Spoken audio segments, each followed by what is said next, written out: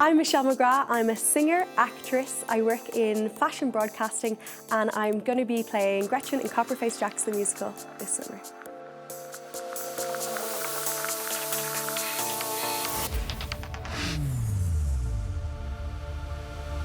When I was growing up, I always wanted to be a Spice Girl. Literally, since I was 12, Geri Halliwell was my idol. I just loved her women empowerment. I loved that she was all for girl power. And yeah, I suppose like growing up as a singer, that's all I ever wanted to be, was to be a Spice Girl and to be in a pop band. I showed my photographs to a friend of mine and she kind of sneakily sent them into Assets modelling agency, and they called me the next day and they invited me in to meet the agency, and from that whole process then I started working professionally as a model. But while I was modelling, I was also like gigging and performing, and I was like always auditioning for anything that I could audition for. And I just always like had a love of, I suppose, musical theatre and then also performing. After all that happened, I got an audition for a pop group, and it was supposed to be for Eurovision, and then we put the group together for Eurovision with Donal Scian.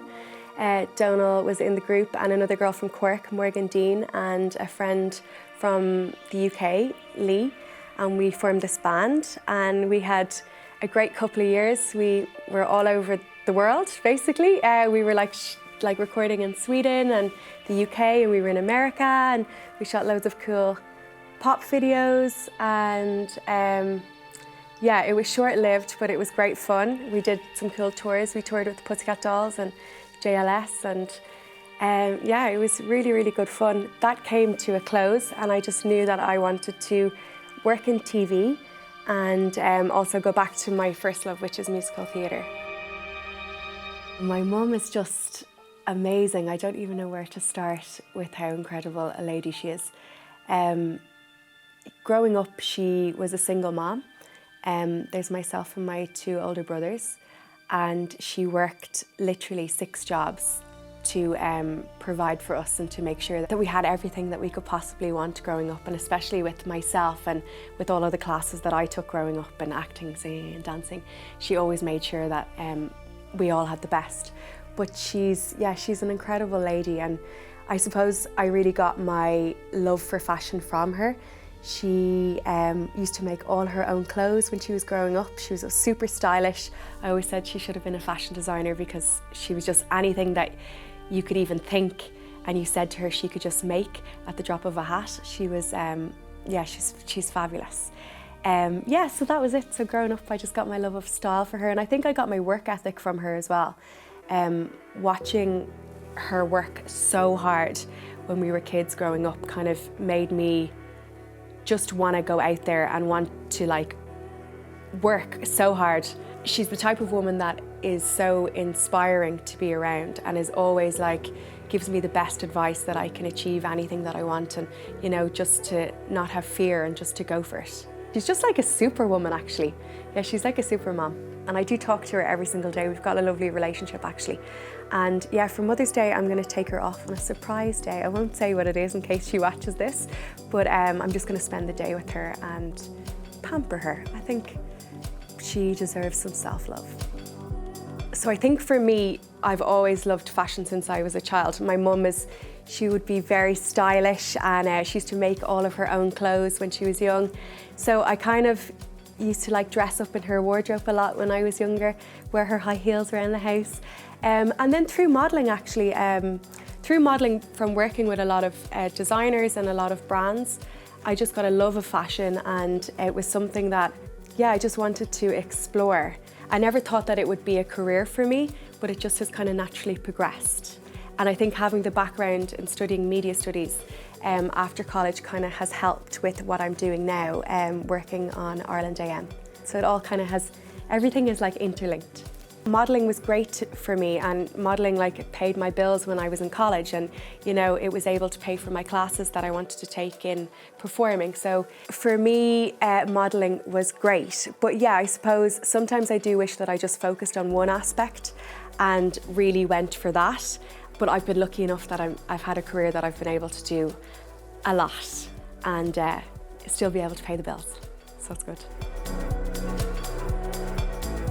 There's no point in sugarcoating anything. It's definitely a tough industry, and you have to have like a really thick skin, and I think that you have to just believe in yourself and believe in your abilities and train. I trained since I was 4 in acting, singing and dancing, and I studied media studies in college. So like you constantly have to be training. I'm actually training at the moment. I've gone back, I'm in the Lear at the moment, and I'm doing another course in acting as well. So it's about constantly like learning and constantly evolving. And you just have to put yourself out there, and you have to not be afraid of rejection, I suppose.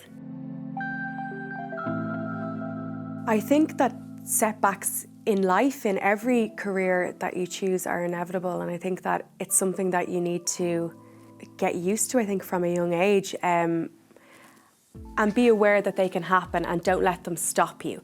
I feel like that setbacks can hold people back from actually going forward for what they really want to achieve in their career. And I know for me, years ago, one setback that I had was I was going for a girl band. I don't know if you remember Wonderland. They were Louis Walsh's girl band. I was going for that, and I got to the final 6 and they picked 5. And I had spent like 3 months auditioning and practicing and being so like every morning I woke up and I rehearsed for 2 hours vocally. I went to the gym, I did dance classes. I was so focused on, wanting to achieve that goal of being in a pop group, and then the final hurdle came and I didn't get it. And I remember just being like, oh my God, this is horrific. And I think I didn't get out of bed, for no joke, for about 2 weeks, and I was so cut up about it, and I was so just upset about it, and I really had to talk to myself, give myself a good talking to, and pick myself back up and know that that's everything in life that you want, you got to work hard at, and some things are going to go your way and some things aren't, and you have to be prepared for that. But it was such a mad story because I'd booked a ticket. I was moving to London and I wanted to be in London because I could audition more and everything. I had my place in London and everything, and I got approached to be in another band, and which turned out to be Industry, which was the band that I ended up being in for a couple of years. And I remember a friend of mine, we went on a drive and I was really, really down, and I remember she took me up there and she was having a chat with me. She was like, okay, well what do you want to achieve in your life? And I was like, okay, well, I really want to sing and I really want to perform, and I would love by next year to have a #1 in the Irish charts, and I would love to do a tour, and the list was endless of goals that I wanted to achieve. And we sat there and it was kind of one of those magic moments where she was just being such an amazing friend to me, and she sat there and she was like, well, everything is achievable. And I think that when you're going through something like a big setback and a big knockback where you're very, very down and very depressed, which I was, having a friend like that is so important, just to pick you back up and just to make you have confidence in yourself again. And I thought that was amazing. And lo and behold, a couple of months later, I got asked to be in this band and for Eurovision. And I was like, okay, yes, I'll stay here. I won't get on that flight to London, and I'll stay here and I'll hopefully go for Eurovision. And in the end then, it ended up being a couple of years in the group, and we went on. Within the space of 6 months, we had 2 #1 singles in the Irish charts, and we were touring with JLS, which were a huge pop band. They just come off the back of X Factor, and it was just one of those pinch me moments. I think in that bucket list of goals that I set in that car, I wanted to play the point, as I always call it. My life is going to be made when I play the point. And I got to do that then as well for a couple of nights with JLS. So that was a magic moment in my career, and a setback that led into something great. I heard that there was going to be a musical coming to Ireland in the Olympia Theatre. That was also another goal of mine. I wanted to perform in the Olympia, and I didn't know how I was going to do it. I didn't know who was involved, but I was like, I have to be in this. And I spoke to a friend of mine talking about putting it out to the universe and the law of attraction. I spoke to a friend of mine, I was like, there's this show coming to Dublin, I have to be in it, I don't know how I'm going to be in it, but she happened to know the director who lived in LA, a lovely Irish guy called Carl Harper, and she put us in contact and got me an audition, and I auditioned and then I got the role. And we did a sold-out run in the Olympia Theatre for last summer, which was amazing, and now it's been brought back with an incredible cast. Johnny Ward is on it, who's on Dancing with the Stars, and Rosanna Purcell is also there, a fabulous actress, and it's written by Paul Howard, who I'm sure everybody's familiar with. He is an incredible writer. And yeah, it really was a dream come true for me, and it was my first professional role in musical theatre, and I just feel like my whole life I've been kind of striving for that point of being able to be a lead role in a musical theatre show, so that was pretty amazing, and I can't wait to be back there this summer.